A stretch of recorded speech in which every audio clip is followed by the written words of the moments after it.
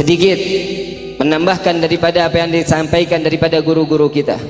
Nabi sallallahu alaihi wasallam, inilah beruntungnya kita sebagai umat Nabi Muhammad sallallahu alaihi wasallam, dipermudah jalan kehidupan kita di dunia.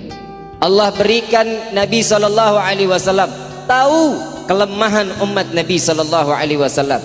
Kita tidak dekat dengan Rasulullah, kita tidak tahu bagaimana caranya berdekat dengan Rasulullah sallallahu alaihi wasallam. Tapi Nabi sallallahu alaihi wasallam telah memberikan jalan untuk kepada umat Sayyidina Muhammad sallallahu alaihi wasallam. Barang siapa yang ingin mengenalku, berdekatan denganku, kata Nabi sallallahu alaihi wasallam, ikutilah para alim ulama, dengar apa perkataan mereka. Apabila seorang umat atau dari bagian umat Rasul sallallahu alaihi wasallam mendengar perintah dari para alim ulama, sama saja dia mendengar dari apa yang dikatakan olehku, kata baginda Nabi Muhammad sallallahu alaihi wasallam. Sallu ala Nabi Muhammad. Senang enggak dengar sabdanya Nabi? Senang enggak? Udah dikenal sama Nabi apa belum kita ini? InsyaAllah berkah daripada kita kenal dari para alim ulama, dekat dengan para alim ulama, mendengar daripada nasihatnya, Allah cantumkan kita di dalam hati selalu mendapatkan keridhaan dan kecintaan baginda Nabi Muhammad sallallahu alaihi wasallam. Amin ya rabbal alamin. Maka dari itu, yang pertama, jangan pernah jauhi ulama, dengar perkataannya.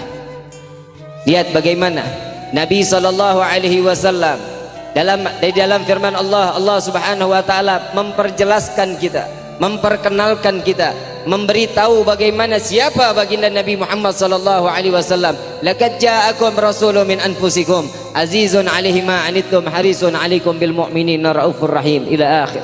Beliau Nabi sallallahu alaihi wasallam diciptakan sama seperti kita sebagai manusia. Subhanallah, beban daripada umatnya terdapat daripada pundak baginda Nabi Muhammad sallallahu alaihi wasallam. Nabi Muhammad sallallahu alaihi wasallam sudah terbiasa daripada memegang dari apa yang telah diberikan daripada umat. Kalau orang-orang terdahulu dengan amalan-amalan mereka membuat bangga baginda Nabi Muhammad sallallahu alaihi wasallam, saat ini di akhir zaman ini, saat ini umat Nabi sallallahu alaihi wasallam tidak lagi segan melemparkan kotoran dosa di hadapan wajah baginda Nabi Muhammad sallallahu alaihi wasallam.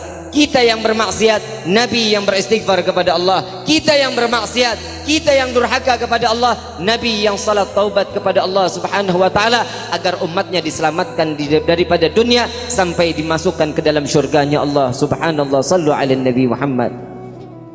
Ini perjuangan baginda Rasul sallallahu alaihi wasallam sampai datangnya kepada cucu baginda Nabi sallallahu alaihi wasallam, Sayyidina Hasan, Sayyidina Husain. Mereka mati bersimbah darah, mereka mati yang jasadnya daripada badan dan kepalanya terbentang jauh, terpental, terlepas daripada jasadnya. Sayyidina Husain radhiyallahu anhu wa radahu membela agama, membela daripada syariat Allah, membela daripada yang dibawa dalam dakwah datunya, yaitu baginda Nabi Muhammad sallallahu alaihi wasallam. Ridha, kepala terpisah daripada badannya. Sampai daripada Sayyidina Ali radhiyallahu anhu wa radahu, Sayyidina Hasan yang diracun telah matinya beliau daripada orang-orang munafik, mereka yang benci daripada syariat agama Allah Subhanahu wa taala. Alhamdulillah, saat ini Allah titipkan al-imam besar Al-Habib Muhammad Ridzik bin Husain Syihab.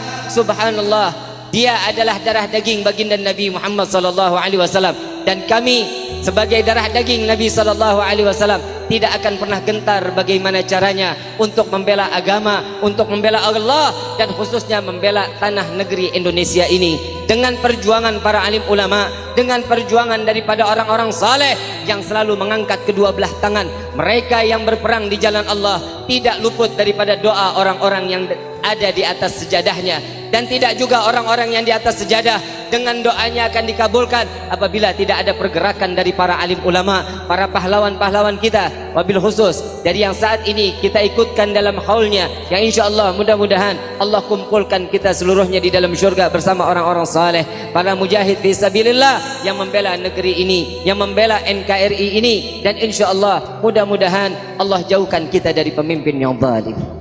Allah jauhkan kita dari pemimpin yang zalim.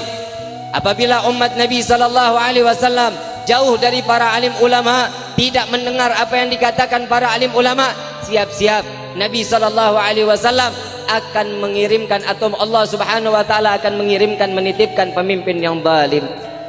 Yang pertama, apabila sebagai hamba Allah yang mengaku umat Nabi SAW yang jauh dari para alim ulama, tidak mendengar apa yang dikatakan ulama, siap-siap Allah akan titipkan pemimpin yang zalim. Yang kedua, jauhnya kita dari para alim ulama, na'udzubillah min dzalik, Allah cabut keberkahan dari negerinya. Allah akan cabut keberkahan dari negeri ini. Allah cabut keberkahan dari negerinya. Ya Allah, mudah-mudahan Allah berikan negeri kita rahmah. Allah tumpahkan keberkahan selalu insyaallah. Amin ya rabbal.